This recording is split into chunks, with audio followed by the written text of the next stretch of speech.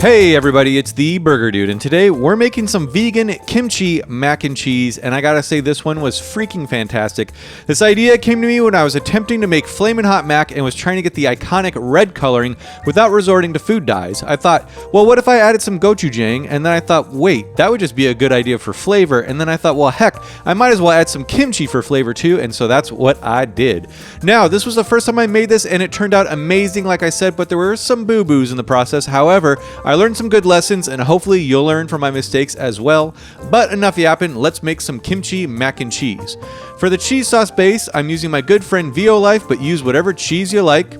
I'm also using sodium citrate as an emulsifier. This is totally optional. It just helps with the texture of the cheese sauce a bit, but you can totally skip it. For the kimchi, I'm using this stuff by mother-in-laws. I can find kimchi just about anywhere in Burbank, but you should be able to find it at your local Korean or Asian market. Just make sure that it's vegan. They sometimes have fish sauce in them. Same with the gochujang paste. Most of them are vegan, but just double check. If you're not familiar, this stuff is super freaking good. It's kind of sweet, savory, and spicy all at once, and honestly, I could eat it straight with a spoon. And then last but not least is the gochugaru flakes. These are fantastic in general. You should have these handy. You can put them on just about anything, and it'll make it way, way better. So now we're going to slice up a couple of green onions, reserve the greener pieces for garnish, and the whiter pieces will get sauteed. Then let's get 1 cup of our kimchi, and I'm not sure if this was in vain, but I minced up my kimchi, and as you'll see, this was the boo-boo I mentioned earlier, as I ended up having to blend everything anyways. I might recommend blending up your kimchi beforehand in a high-speed blender, but don't worry, you'll see what I mean later. Alright, so we're going to get a pot up to heat, and we're going to add some oil, and then saute the green onion for a minute or so. Stir them around so they have some time to get comfortable, and then we're going to add in about 4 cloves of minced garlic. Mine was about a tablespoon's worth of garlic. Cook that just for a minute, don't let it burn, and then we're going to add in 4 ounces of water. Mix that up and add in a half teaspoon of the sodium citrate and let it dissolve. If you're not using the sodium citrate, you can skip the water too, just add in some plant milk instead. And now we want to add in about 8 ounces of vegan cheddar shreds. I'm using the Violife. Whisk that until melted. Mine was looking a little thick, so I added in about a half cup of unsweetened plant milk.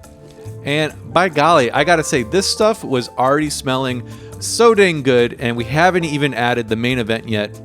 So give that a whisk, and then next let's add in a tablespoon of the gochugaru flakes, followed by our kimchi, and then last but not least, the gochujang. We're going to do about 2 tablespoons worth, and this stuff is a little sticky, so I had a dickens of a time with it, but I made it work. And now we just got to whisk this all, and I got to say, even at this stage, it was ridiculously good. And the next move was probably totally in vain. I tried to use my stick blender here, which usually does the trick, but it just couldn't cut it on this job. Literally, the kimchi was just too tough, even minced up. As you can see here, the texture is still, kind of chunky, which was not what I was going for. So I went ahead and blended it up, but I didn't film it because, well, I'm lazy and I didn't feel like setting up the shots, so sue me. But like I said, might be better to blend it up before or just do what I did and blend it up with everything incorporated, which, as you can see here, results in a nice, velvety, dreamlike sauce. I mean, this stuff is so freaking good on its own. I can imagine it'd be great for nachos or really any application for a cheese sauce. But to add just a bit more zip, we're going to squeeze in the juice of 1 lime. Add as much or as little lime juice as you like, but in my opinion, lime juice can do no wrong. And speaking of doing no wrong, it's time to add in about 8 to 10 ounces of cooked macaroni. Now, if this looks too saucy for you, I apologize. I like it saucy. If this is too much sauce, then either cook more pasta or add in your sauce to your pasta until it's as saucy as you like.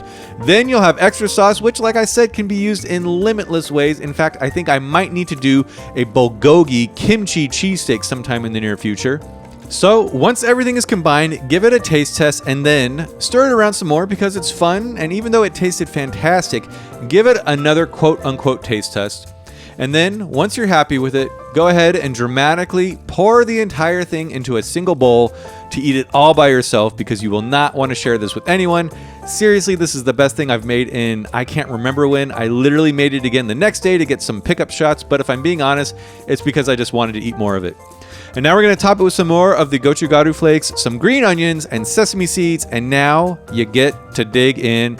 And I know I sound like a broken record, but this was so ridiculously good. I could literally eat it every day for like a month before I got sick of it. And some of you might be going, okay, great, whatever. Didn't you show us a burger in the beginning? I sure did. And here it is. What we're going to do is take an Impossible patty, slather it with some bulgogi sauce. You can make some yourself or be lazy like me and just get a bottle of it at the store. And then what we're going to do is generously top it with the kimchi mac. And if you've never had mac and cheese on a burger, you need to remedy that ASAP, like right now. As soon as you get done watching this video, go and make this. And then, of course, we're going to have to top this with some green onions and any other toppings you'd like. And this little noodle right here, I saw him trying to escape. I tried to stop him, but sometimes you just have to accept fate and let noodles lie where they want. Give it a top bun, and of course, as per usual, I'm going to wrap this burger up and slowly raise it to my mug. And this thing was just off the rails good. I think maybe next time I'd like to make a kimchi mayo by blending the kimchi and some veggies, but this was still totally freaking delicious. And seriously, if you're going to make just one of my recipes, I urge you to make it this one. I really think you're all going to like it. If you do, let me know how it goes. Tag me in your photos on Instagram. I love to see it. And speaking of which, I'll see you all next time.